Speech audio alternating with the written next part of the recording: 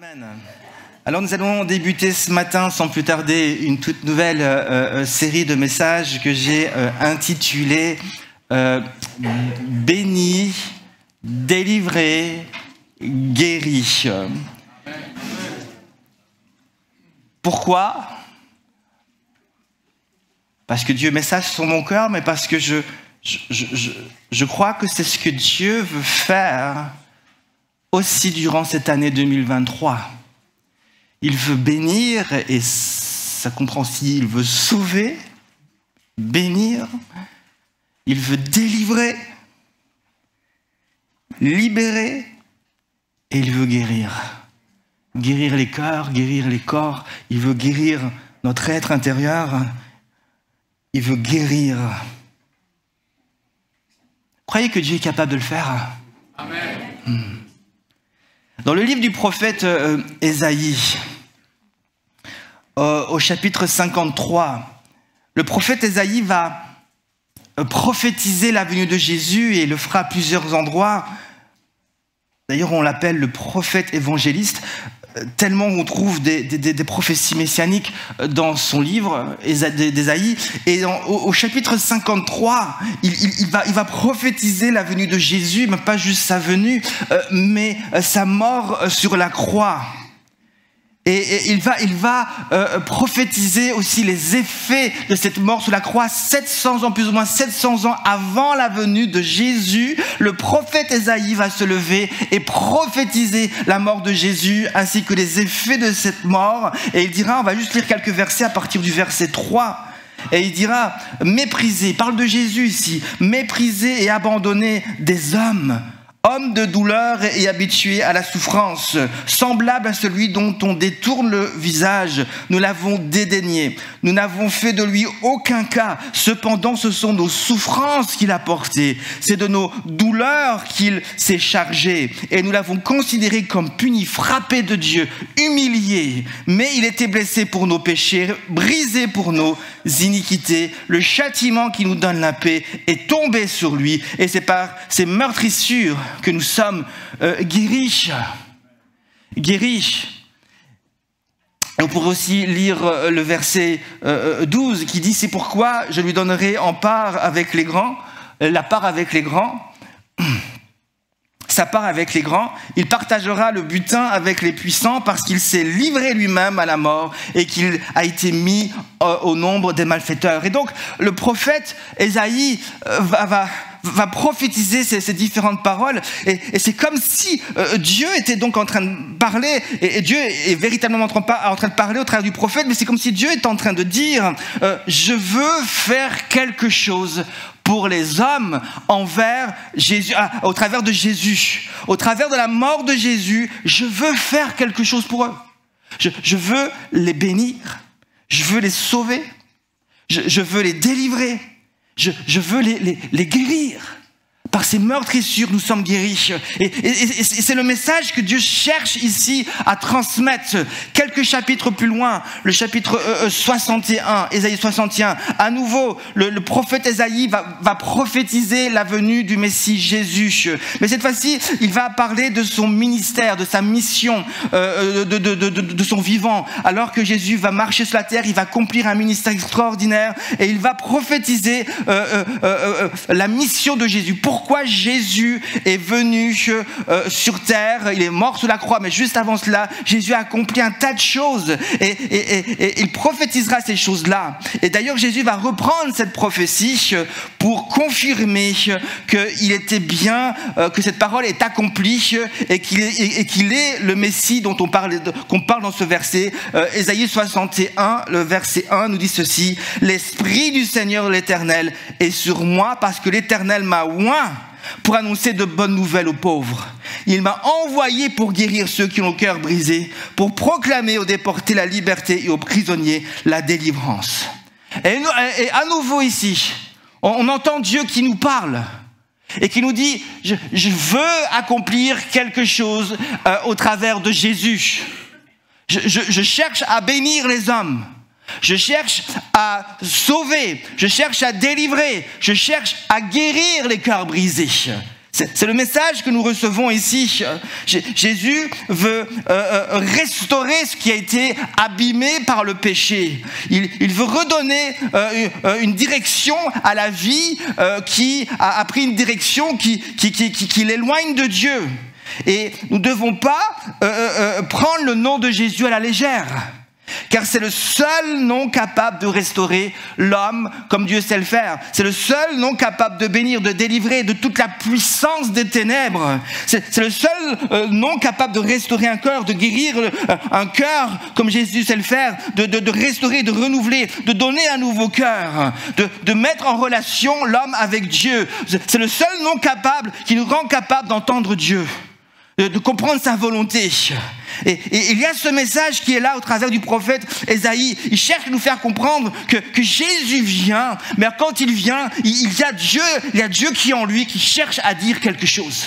Je veux faire du bien à l'homme, je veux le toucher, je veux le guérir, je veux lui faire du bien.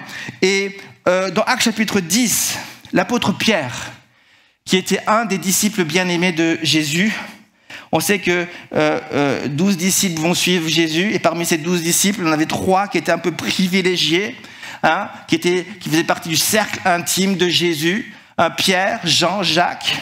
Jésus va souvent les prendre pour vivre des choses un peu particulières. On pense lorsqu'il les prend sur la montagne et qu'il va se transfigurer devant eux. Il y avait Pierre, Jean-Jacques, et on pense au jardin de Gethsémane, lorsqu'il va les prendre avec eux pour qu'ils puissent prier avec lui. Mais bon, ils vont s'endormir ce jour-là. Mais ils faisaient partie de leur cercle intime, ces disciples-là. Et Pierre, au moment où, ici dans Actes chapitre 10, au moment où il va prêcher, parce qu'il a une opportunité ici de prêcher à des non-juifs. L'évangile n'avait pas encore été prêché à des non-juifs. Il y a cette opportunité de prêcher. Et je trouve super intéressant ce verset 38 parce que Jésus présente Jésus. Il donne sa vision de Jésus. Lui qui était proche de Jésus, lui qui comprenait le cœur de Jésus. Il n'a pas toujours compris, mais là, il a un point où il comprend le cœur de Jésus. Et il dira ceci. Vous savez, il prêche à Corneille, qui était un centenier romain. Il prêche à Corneille et toute sa maison qui était là. Il dira, vous savez comment Dieu a déversé une onction à loin du Saint-Esprit et de puissance, Jésus de Nazareth, qui allait de lieu en lieu en faisant le bien et en guérissant tous ceux qui étaient sous la domination du diable parce que Dieu était avec lui. Et à nouveau, Pierre comprend. Il a finalement saisi que en Jésus, il y avait Dieu qui cherchait à faire quelque chose. Et que Dieu est venu en Jésus pour faire du bien aux hommes. Il dira, en faisant le bien, mais il est venu aussi pour guérir tous ceux qui étaient sous la domination du diable, sous l'empire du diable. C'est le message qu'il transmet. Jésus n'est pas juste venu pour nous occuper par-ci par-là, mais il a un véritable message profond. Jésus vient pour nous changer, transformer, guérir, visiter, nous ramener près du cœur de Dieu. Et c'est vraiment le but de cette série de messages, c'est de vous faire prendre conscience que toutes ces bénédictions de Dieu, sa délivrance, sa guérison, sont disponibles encore pour nous aujourd'hui. Le but de cette série de messages et de vous aider à vivre peut-être une ou des percées spirituelles, là où vous en avez besoin, afin que l'on se prive de aucune de ces bénédictions. Nous voulons entrer pleinement dans ce que Dieu a prévu pour nous. Nous avons saisi le message de la parole de Dieu et nous voulons laisser Dieu nous faire du bien ce matin. Je ne sais pas vous, mais moi j'ai envie que Dieu me fasse du bien. Vous n'avez pas envie d'avoir plus que même un câlin de Dieu ou quelque chose de plus profond? Moi, j'ai envie que Dieu me fasse du bien ce matin. Des fois, on dit non, Dieu, pourquoi Dieu me faire du bien? Non, on est des guerriers, nous. Dieu, viens me faire du bien. Fais du bien à ce monde qui va si mal. Fais-moi du bien. Touche mon cœur. Guéris-moi, Seigneur Jésus, si j'ai encore besoin de guérison dans mon cœur. Viens toucher ma vie, viens toucher ma famille. Vous savez quoi? C'est exactement pour ça qu'il est venu, Jésus. C'est exactement pour ça qu'il est venu, le Seigneur. Il est venu pour faire du bien. Et ma prière en 2023, pour 2023, et Seigneur, viens faire tomber toute muraille et tout obstacle qui empêcherait ta gloire d'éclater dans ma vie. Viens me faire tout le bien que tu as prévu de me faire. Alléluia. Que tout ce qui est encore un obstacle à ta gloire puisse tomber au nom de Jésus en 2023 et que ta gloire éclate. Parfois, on se dit, mais on a tellement été drillé ou enseigné que vivre avec Dieu, c'est une vie qui est difficile, on est dans un cadre, tout est bien comme ça, que des fois, on se dit, mais c'est pas possible que Dieu me fasse du bien. Puis des fois, et c'est pour ça que des fois, quand Dieu nous touche, il nous bénit, on est étonné, on dit, oh, Seigneur, c'est vrai. Qu'est-ce que j'ai fait pour mériter cela? Mais rien, c'est ma grâce. Je veux te faire du bien. Je veux te toucher, te libérer, manifester ma gloire. Oh Jésus, Seigneur, j'ai vraiment droit à ceci ou à cela. C'est vraiment... Dans un premier point, et ce sera, comme souvent, mon seul point, avec mes 20 sous-points, j'aimerais vous montrer tout simplement que le cœur de Dieu le Père est rempli de bénédictions et que le Père n'attend qu'une seule chose, c'est de répandre toutes ces bénédictions sur son peuple. En d'autres termes, j'aimerais insister sur un des aspects de Dieu qui est pour moi le principal, c'est-à-dire vous apporter une vision de Dieu que nous avons tendance à ne pas considérer ou à mettre de côté au profit d'une vision plus sévère de Dieu. La question donc que l'on se pose est: quelle est ma vision du Père céleste? Je n'ai pas dit quelle est la vision de ton Père terrestre, mais quelle est la vision du Père céleste? Quand je m'approche de Dieu, c'est très important d'avoir la bonne vision du Père céleste, parce que nous sommes appelés à communier avec lui, n'est-ce pas? Nous sommes appelés à lui parler. Et quand je m'approche de mon Père céleste, il est important d'avoir la bonne vision, parce que avoir la bonne vision va avoir un impact sur ma manière de m'approcher de lui. Donc, quelle est ma vision du Père céleste? Est-ce que c'est un Dieu sanguinaire, en colère, sans pitié, dur et impitoyable? Non, ce n'est pas du tout la vision que Dieu nous donne. Comme Moïse, dans un temps de crise, a prié Dieu. Vous savez, Moïse, un jour, il a prié, il a dit: Seigneur, fais-moi voir ta gloire. C'est-à-dire, dévoile-toi moi, révèle-toi moi, montre-moi, Seigneur Jésus, qui tu es. Il est dans un temps de crise et c'était pas la première fois, ce n'était pas la dernière fois. Il était à la tête d'un peuple qui était charnel, un peuple qui n'écoutait pas Dieu, un peuple qui est toujours dans la rébellion. Et là, il est dans un temps où Dieu veut littéralement se séparer de ce peuple. Il veut détruire ce peuple. Moïse, j'y veux pas. Moïse intercède auprès de Dieu, dit non, ne fais pas cela. Reste avec nous.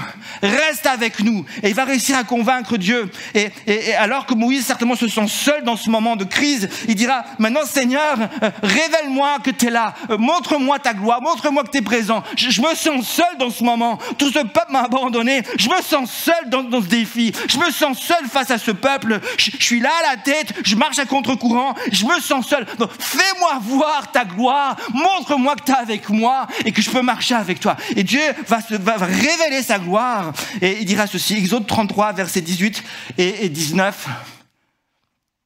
Il dira ceci: Moïse dit: fais-moi voir ta gloire. L'Éternel répondit: je ferai passer devant toi toute ma bonté et je proclamerai devant toi le nom de l'Éternel.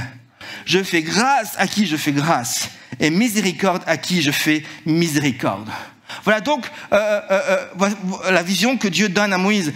La vision d'un Dieu, c'est la vision d'un Dieu plein de bonté.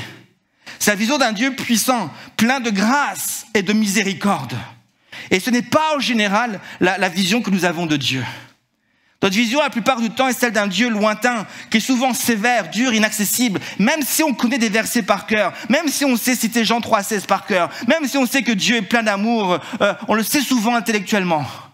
Mais dans la pratique, quand c'est le moment de s'approcher de Dieu, quand c'est le moment de courir dans ses bras, il y a comme une réticence. Seigneur, je sais que tu es un Dieu d'amour, mais mon cœur n'arrive pas vraiment à le vivre. Donc, quelque chose dans mon cœur me dit qu'il ne faut pas trop que je m'approche de toi, parce qu'au fond de mon cœur, je me sens peut-être encore un peu coupable. ou padding, ou je ne sais pas quoi. Il y a toutes sortes de mensonges qui sont là dans notre esprit, qui nous empêchent de voir Dieu vraiment comme il est. Un Dieu rempli de miséricorde, un Dieu rempli de bonté, rempli de grâce. Dieu s'intéresse aux hommes et il se rend aujourd'hui accessible au point d'habiter en lui par son esprit. Vous vous rendez compte? Et c'est la vision que j'aimerais déposer dans votre cœur. Celle d'un Père céleste. Je ne sais pas quelle était ta vision de ton Père. Je ne sais pas si ton Père était un Père qui était proche de toi. Je ne sais pas. Mais la vision ici que j'aimerais te donner, c'est celle du Père Céleste. La vision du Père Céleste, le Père Céleste c'est un Père qui prend le temps d'ouvrir ses bras grands ouverts et qui nous attend. Parce qu'il veut nous serrer dans ses bras. Et il veut nous communiquer son cœur et il veut nous bénir. N'est-ce pas de cette manière que Jésus a accueilli les petits-enfants que les disciples empêchaient d'aller voir Jésus? Jésus va durement reprendre ses disciples.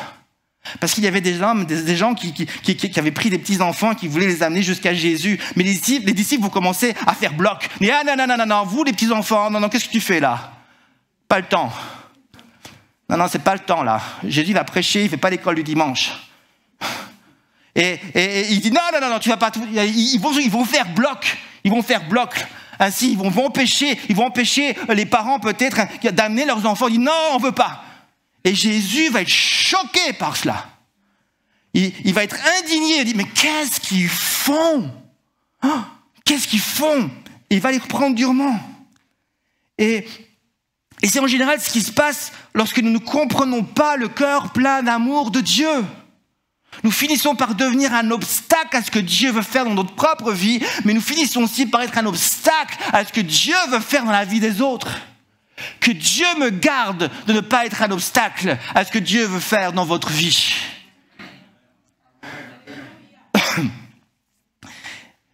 Mais je comprends le cœur du Père. Et c'est pour ça, chaque matin, quand je me lève, je vous l'ai déjà dit, quand je me lève, la première chose que je fais, je prie pour ma famille.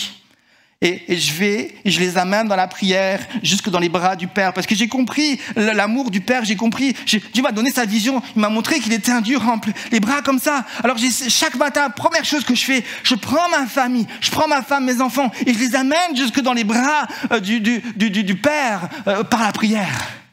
J'amène cette église chaque jour. Pourquoi on se donne avec les responsables? On se donne corps et âme à cette église. On prie, on se donne à fond, on sue, on transpire, on dort pas beaucoup. Parce que nous avons compris que Dieu aime l'église. Et nous voulons amener cette église. On veut amener chaque personne, chacun d'entre vous, on veut l'amener dans les bras du Père. Parce que le Père a les bras grands ouverts. Est-ce que tu t'es disputé avec des membres de ta famille? Es-tu en colère avec une personne? Ne deviens pas un obstacle à ce que Dieu veut faire dans la vie de cette personne. Pardonne et continue de prier pour cette personne et de l'aimer. Et avec le temps, tu finiras par le porter jusque dans les bras du Père. Et Dieu prendra cette personne. Continue de persévérer. Aime cette personne. Ne sois pas un obstacle. Lisons ensemble dans Marc, chapitre 10. Je lis avec vous. Marc 10, versets 13 à 16. On lui amena des petits-enfants afin qu'ils les touchent. Mais les disciples reprirent ceux qui les amenaient. Jésus, voyant cela, fut indigné et leur dit « Laissez venir à moi les petits-enfants et ne les en empêchez pas, car le royaume de Dieu est pour ceux qui leur ressemblent. Je vous dis la vérité, quiconque ne recevra pas le royaume de Dieu comme un petit enfant n'y entrera pas. » Puis il les prit dans ses bras et les bénit en leur imposant les mains. Quand j'ai commencé à servir Dieu, la première chose que j'ai fait dans le ministère, c'était de servir parmi les enfants.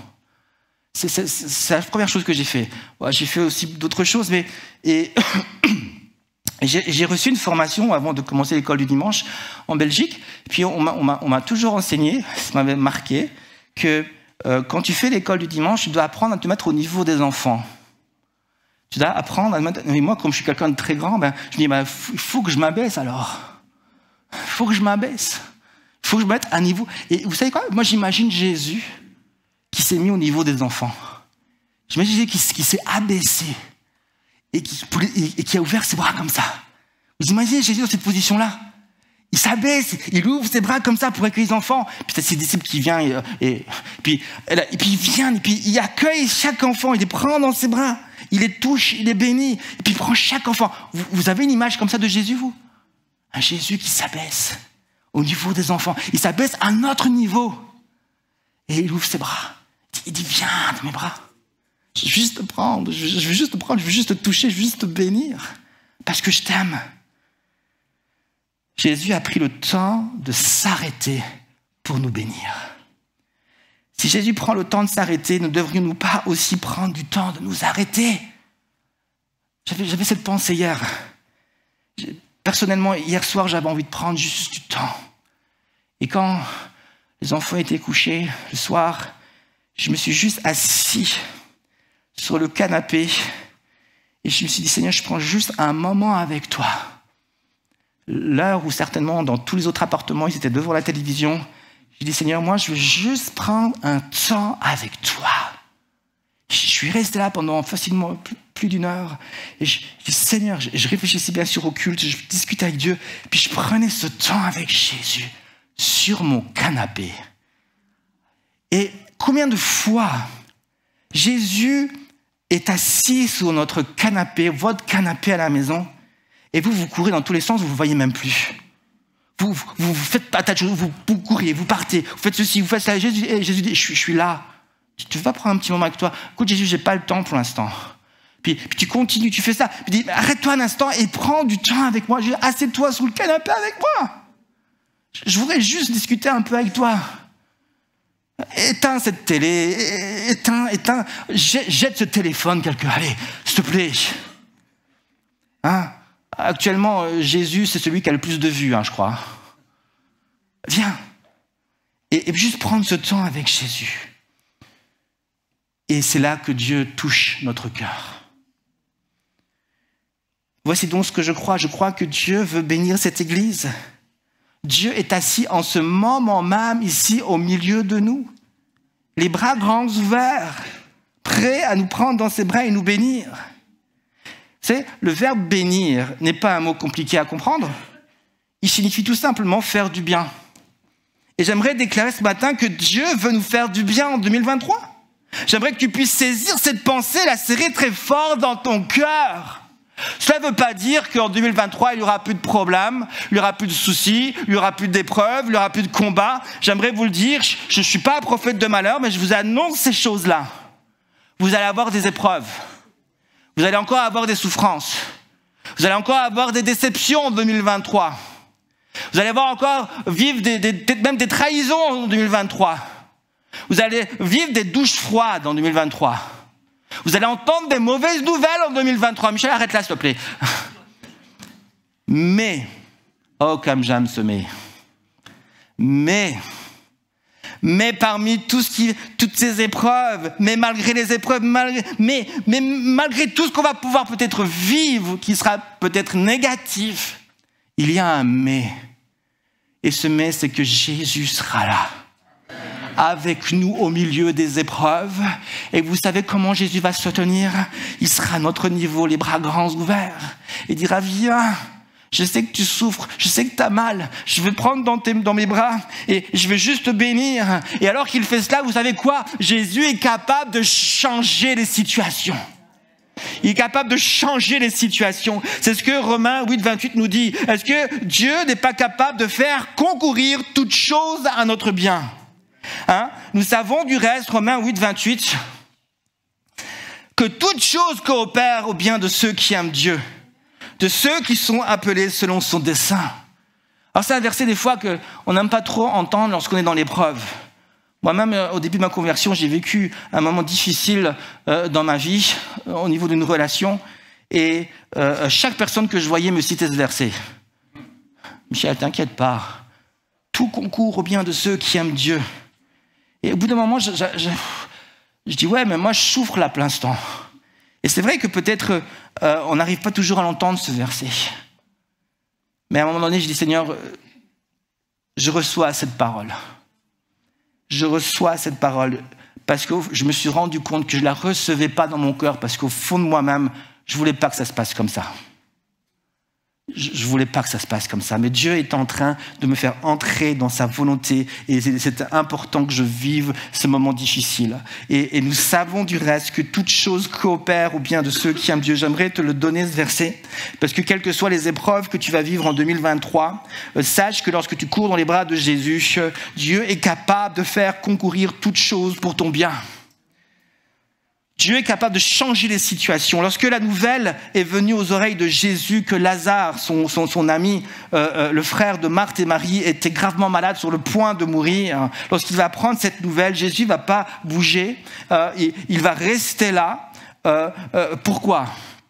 Parce que le Père lui a chuchoté à son oreille que cette maladie n'était pas pour la mort, mais pour la gloire de Dieu. Pour la gloire. Et donc Jésus ne va pas se laisser emporter dans les émotions, quoi que ce soit, il va juste rester là. Et il va donc, quelques jours après, aller jusque chez Lazare, qui était à ce moment-là mort, enterré, enfin dans le tombeau. Depuis 4 jours, il était en décomposition. Mais Jésus savait que le Père voulait prendre Marthe et Marie dans ses bras, voulait faire quelque chose de grandiose, voulait leur faire du bien. Alors Jésus va obéir à son Père, il va juste rester là, y aller juste quelques jours plus tard pour que la gloire de Dieu éclate. C'est ce qui va se passer, la gloire de Dieu va éclater, la situation va changer. Dieu va changer la situation. Et tout le village, pas juste Marthe et Marie, mais tout le village, ils vont voir la gloire de Dieu, ils vont voir Dieu en train de manifester la puissance de la vie, en train de ressusciter ses morts. Mais ils vont voir plus que juste un mort ressuscité, ils vont voir un Dieu capable de donner la vie éternelle. Et c'était une telle gloire, une telle puissance que c'est cet événement-là qui va précipiter la mort de Jésus. Car suite à cela, les chefs religieux vont se rassembler et vont décider de le faire mourir. Alors, quelle est ta vision de Dieu ? Nous savons que s'il y a une personne qui connaissait parfaitement le cœur du Père, c'était Jésus. Et si vous n'êtes pas encore convaincu de tout ce que je viens de vous dire, peut-être serez-vous convaincu par la vision que Jésus avait de son Père céleste. Et je voudrais terminer par cette pensée-là.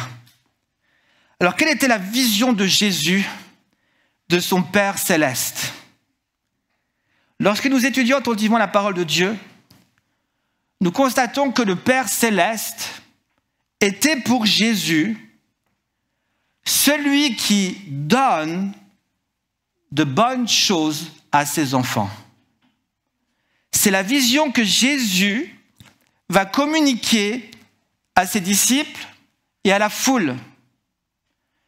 Pour Jésus, donc, le Père céleste est celui qui est venu pour donner de bonnes choses à ses enfants.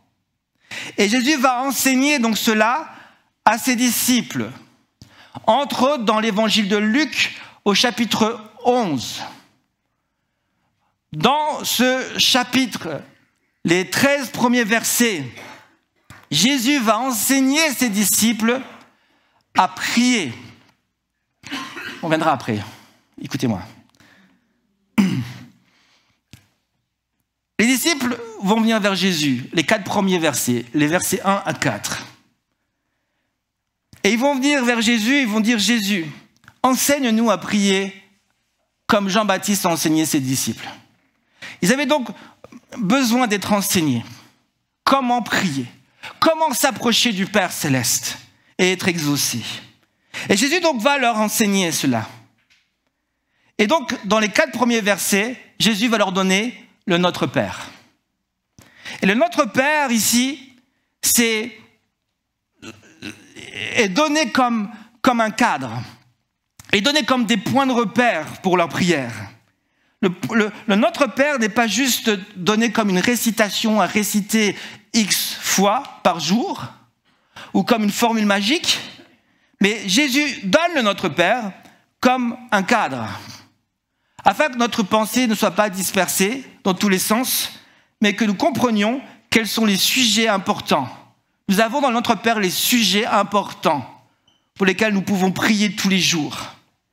Et donc, ce sont des points de repère. Nous pouvons maintenant discipliner notre pensée lorsque nous venons vers le Père et nous avons des sujets de prière qui sont des sujets de prière qui sont selon la volonté de Dieu, et nous pouvons les approfondir et essayer de les comprendre et les vivre. Et il donne le Notre Père. Mais maintenant, avoir des sujets de prière et avoir quelque chose à dire à Dieu ne suffit pas.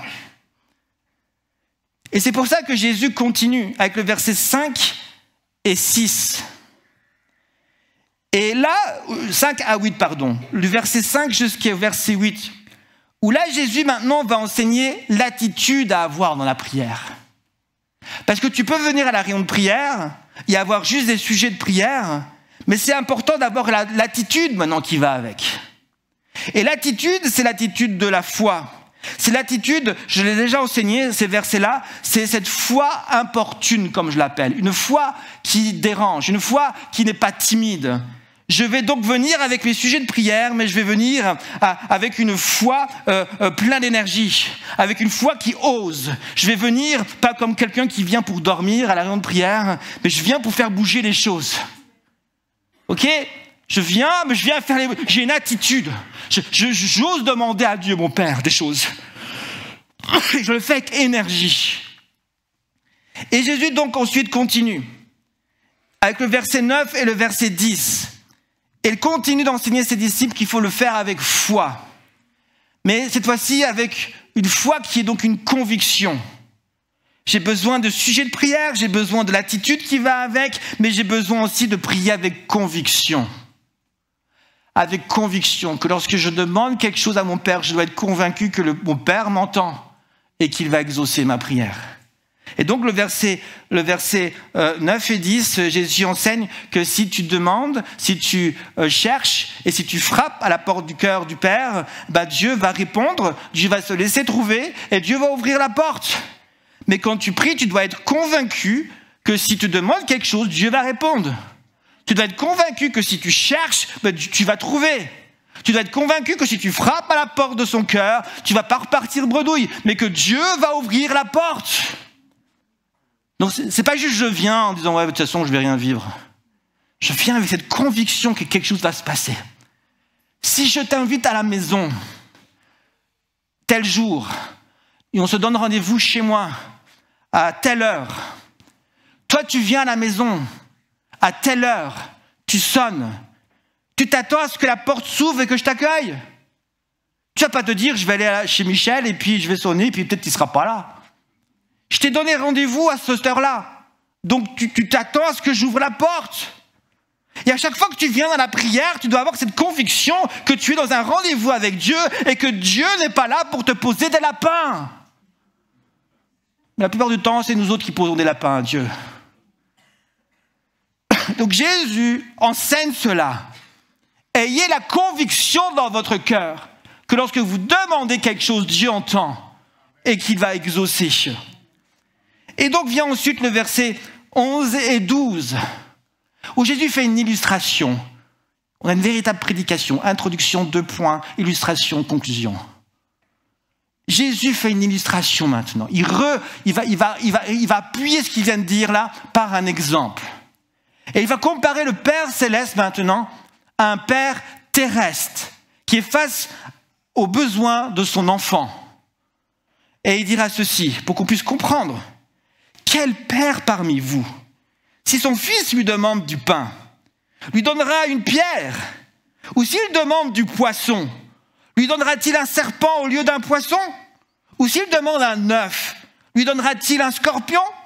Si donc vous qui êtes mauvais, vous savez donner de bonnes choses à vos enfants, à combien plus forte raison le Père céleste donnera-t-il l'Esprit Saint à ceux qui le lui demandent? Donc nous avons le verset 11 et 12 où Jésus fait cette comparaison. Vous les pères terrestres, si votre enfant vient, vous allez lui donner des bonnes choses. Le Père céleste, c'est tout à fait la même chose. Il va vous donner des bonnes choses. Et puis Jésus conclut avec le verset 13. Avec cette parole où il dit « À plus forte raison, le Père céleste donnera l'Esprit Saint à ceux qui le lui demandent. » Et là, c'est vrai, on peut se poser des questions. On dit « Seigneur, pourquoi tu conclus comme cela? Tu viens nous faire un enseignement incroyable sur la prière et d'un coup, tu switches sur le Saint-Esprit. » Je me suis longtemps posé la question. C'est comme si Jésus, il conclut en leur disant, voilà, maintenant, allez prier et demandez le Saint-Esprit. Pourquoi le Saint-Esprit? Mais parce que le Saint-Esprit, ou plutôt sans le Saint-Esprit, toutes nos prières n'ont aucun sens. Parce que le Saint-Esprit est celui qui va prendre tout ce que Jésus a accompli à la croix et venir le souffler dans notre vie. Je peux avoir toute la foi qui dépasse les montagnes. Si le Saint-Esprit n'est pas avec moi, rien ne va se passer. Et Jésus donc conclut en nous disant, oui, tu vas prier, mais tu as besoin maintenant du Saint-Esprit. Et ta prière doit être en collaboration avec le Saint-Esprit. Et tu dois apprendre dans ta prière à laisser le Saint-Esprit agir et intervenir et te conduire dans les prières. Donc il dit oui, le Père va vous donner le Saint-Esprit parce que tout l'exaucement de vos prières dépend de lui, du Saint-Esprit. Et donc il y a cette image que nous avons du Père céleste, qui est ce Père qui donne des bonnes choses à ses enfants et qui veut encore répandre sa grâce sur nous. Est-ce que c'est la vision que tu as du Père céleste ce matin? Reçois-la dans ton cœur. Oh, combien de fois nous avons limité Jésus? Combien de fois nous avons limité sa grâce? Combien de fois? Combien de fois, je me souviens, sans citer de nom, où je devais changer de voiture il y a très longtemps, et puis j'avais les moyens de m'acheter une telle voiture, puis j'ai demandé conseil, et puis ce gars me disait « achète telle autre voiture qui était bien moins bien ». Je disais « mais pourquoi je prendrais bien moins bien si je peux me prendre un tout petit peu mieux ?» Bon, c'était ma façon de penser. Et j'ai fini par prendre ce qui était un tout petit peu mieux, sans rester dans l'excès. Mais parfois, on est un peu comme cela. Dieu voudrait nous donner tellement plus que nous, quelque part, on se dit « non, non, on va se contenter de ce qui est bien moins bien ». Alors, je ne dis pas qu'il faut rentrer dans l'excès. Je ne sais pas ce qu'il faut rentrer dans l'excès, mais n'oubliez pas ce que Jésus a dit dans Éphésiens 3, que par sa puissance, il est capable pour faire infiniment au-delà de ce que nous pensons ou imaginons. Si j'avais écouté Dieu, je me serais marié dans une étable. Je dis, c'est pas grave, Jésus est né dans une étable. Je serais marié dans une ferme peut-être. Il n'y a pas de problème avec ça. Pourquoi pas? Si je m'étais écouté, si je m'étais écouté moi. Mais parce que j'ai écouté Dieu, je me suis marié dans un château. Vous voyez la différence? Parfois, on se dit, si j'écoute Dieu, il va nous donner moins. Alors je préfère m'écouter pour avoir plus.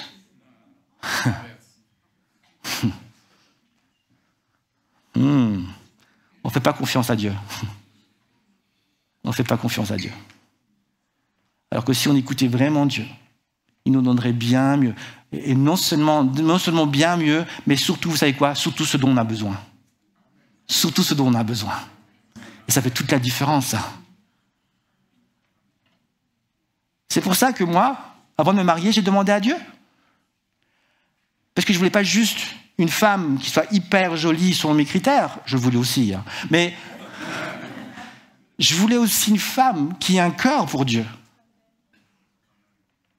Une femme qui pourrait répondre à mes besoins et auquel je pourrais aussi répondre à ses besoins. Et heureusement que j'ai demandé à Dieu. Parce que si je n'avais pas demandé à Dieu, j'aurais été mal accompagné. Mais un jour, Dieu m'a donné une vision. Et il a bien fait parce qu'il avait tellement de... J'étais jeune et beau. Et il avait un tas de filles qui venaient. Et puis je dis, Seigneur, je ne sais plus quoi faire. Je ne sais plus quoi faire. Et Dieu m'a donné une vision. Pardon. Maintenant, on peut se laisser aller. Non, c'est pas vrai. Et Dieu m'a donné une vision. Il m'a dit, regarde. Et j'ai eu une vision de ma femme. Je ne voyais pas son visage, je voyais juste le contour, je voyais juste ses cheveux, je voyais... voilà. Et toutes celles qui ne ressemblaient pas à ça, je les écartais.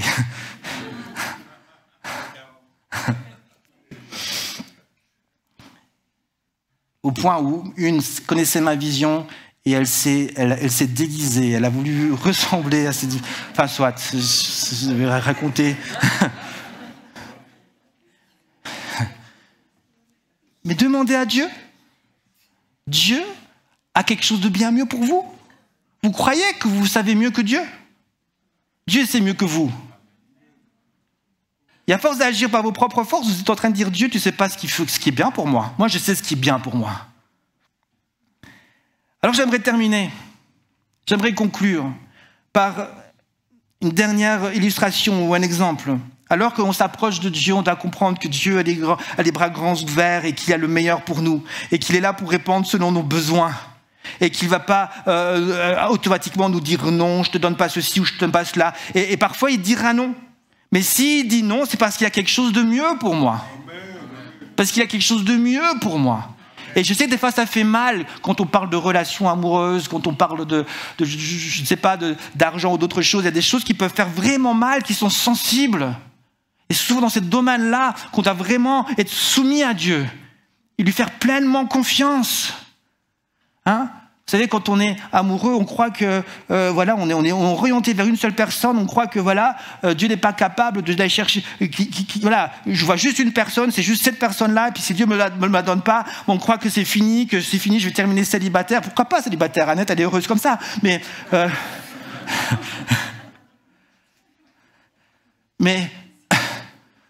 c'est peut-être pas ce que Dieu a prévu pour toi. Et puis si c'est ce que Dieu a prévu pour toi, tu seras heureuse, va voir Annette, elle va t'encourager. Et puis Dieu va te donner la grâce de vivre des choses extraordinaires. Amen. Amen, Annette.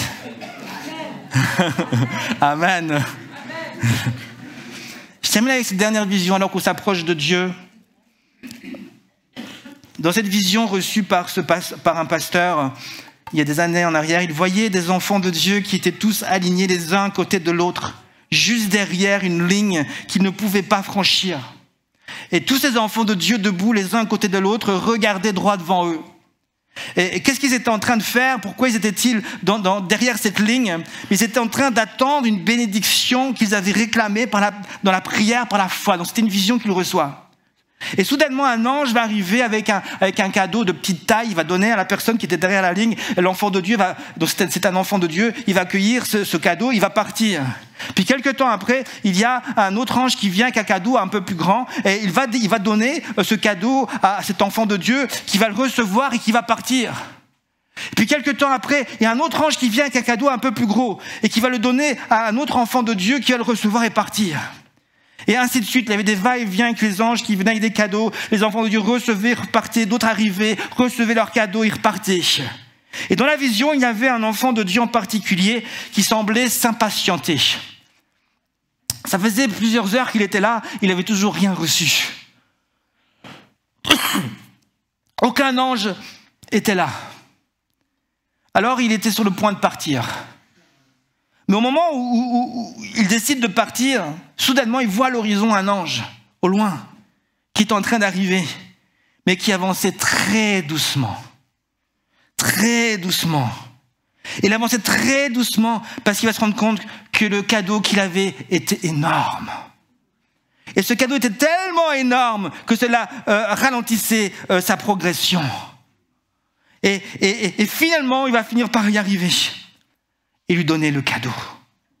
Et au travers de cette vision, le pasteur, bien sûr, va comprendre que Dieu est en train de lui dire que nous avons besoin aussi d'apprendre la patience et la persévérance. Que lorsque nous avons besoin de la conviction, mais souvent la conviction doit être accompagnée de patience et de persévérance. Si vraiment tu es convaincu d'une chose, tu vas patienter. Si vraiment tu es convaincu d'une chose, tu vas persévérer. Et Dieu montre aussi au travers de cette vision que malheureusement beaucoup d'enfants de Dieu, parce qu'ils n'ont pas été patients, parce qu'ils n'ont pas persévéré jusqu'au bout, ont manqué la bénédiction qu'ils avaient demandée. Ils ont manqué la bénédiction qu'ils avaient demandée. Il est facile de recevoir les petites bénédictions et nous pouvons nous contenter en 2023 de toutes les petites bénédictions qui vont venir rapidement. Et je dis merci Seigneur aussi pour toutes les petites bénédictions, pour toutes les bénédictions de la vie. Pour toutes les choses, les petites choses de la vie, nous voulons mépriser aucune chose. Rien que Dieu nous donne, on veut l'accueillir avec joie. Mais il y a aussi des grandes choses que Dieu veut nous donner. Alléluia. Et est-ce que ça, nous sommes aussi prêts à les accueillir? les grandes choses de Dieu en 2023. Alléluia, les grandes choses. Et ça va demander un peuple qui prie, qui intercède, qui persévère, qui est patient, qui est là, qui montre sa conviction et sa hargne. Oui, on le disait encore vendredi, des pitbulls qui sont là et qui persévèrent, qui lâchent pas l'os. Je lâche pas. Je reste là jusqu'à ce que la pluie tombe sur moi. Et quand je vais venir à une prière le jeudi, je vais venir de tout mon cœur et je vais crier à Dieu, je vais prier, je vais attendre que Dieu vienne et se manifeste dans ma vie. Quand je serai à la maison, je prendrai des moments seul, je m'assois sur mon canapé ou dans mon lit. J'ai juste prendre du temps avec Dieu. Seigneur, me voici devant toi, je viens dans tes bras. En 2023, est-ce que vous êtes d'accord qu'on soit ce peuple? Si Dieu ouvre ses bras, on veut aussi être le peuple qui ouvre grand ouvert les bras. À Dieu et aussi aux autres.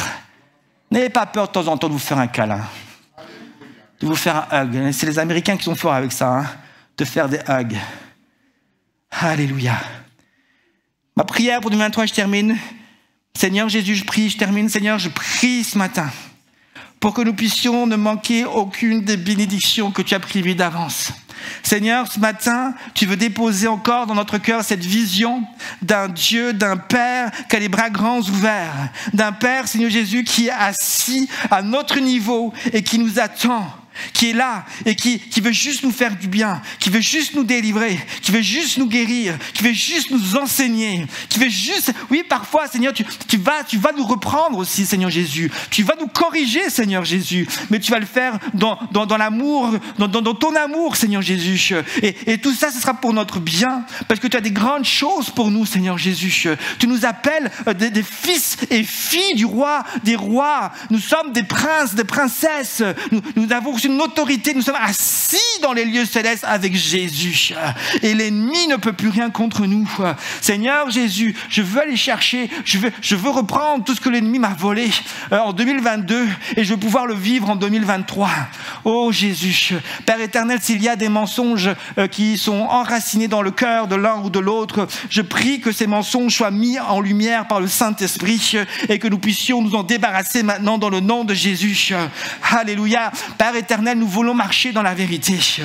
Père éternel, aide-nous, Seigneur, à nous approcher de toi avec un cœur grand ouvert. Alléluia. Prenons encore juste un dernier chant. On veut se rester devant Dieu parce que je sens que Dieu veut s'approcher de nous. Je demanderai à Karine, à Priscille de revenir. On va terminer parce que je sentais dans mon cœur qu'il ne fallait pas juste que je prêche, mais que je laisse ensuite le Père venir nous prendre dans ses bras. Et vous donner l'opportunité à vous de vous approcher des bras du Père. Il y a des personnes ici qui souffrent dans leur corps, Jésus. On va prendre un chant et je vous demanderai juste, peut-être ceux qui le peuvent, de se lever, de juste vous mettre devant Dieu. Alléluia. Et pendant ce chant, n'attendez pas à la fin, mais pendant ce chant, juste comme un geste symbolique, ceux qui le peuvent ou qui le ressentent le besoin, approchez-vous devant. Et ce sera une manière de dire, je m'approche de toi, je viens dans tes bras, Seigneur Jésus. Pour ceux qui le peuvent. Alléluia. Alléluia. Louons le Seigneur ensemble. Symboliquement, ceux qui veulent s'approcher, dire, Seigneur, je m'approche dans les bras du Père.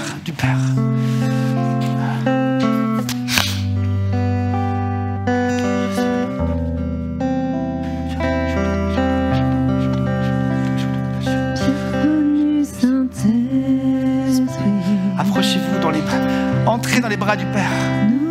Réfugiez-vous dans les bras du Père. Remplis-nous de ta puissance. Viens et règne en nous. Bienvenue. Bienvenue Saint-Esprit. Alléluia. Nous sommes dans ta présence. Remplis-nous de ta puissance. Viens et règne en nous. Bienvenue Saint-Esprit.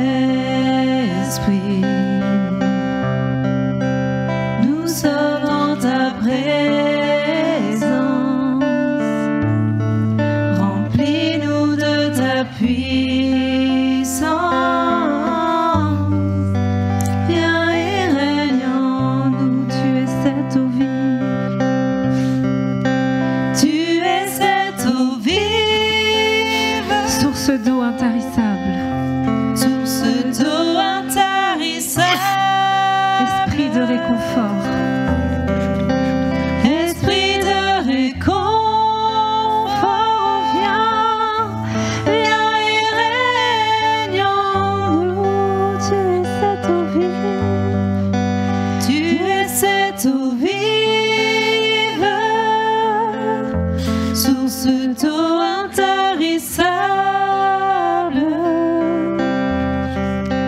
Esprit de réconfort, viens et règne en nous. Oh, bienvenue, bienvenue Saint-Esprit.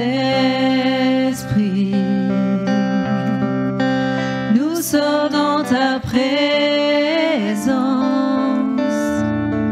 Remplis-nous de ta puissance. Viens et règne en nous. Tu es cette eau vive.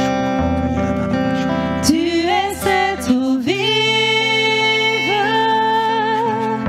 source d'eau intarissable.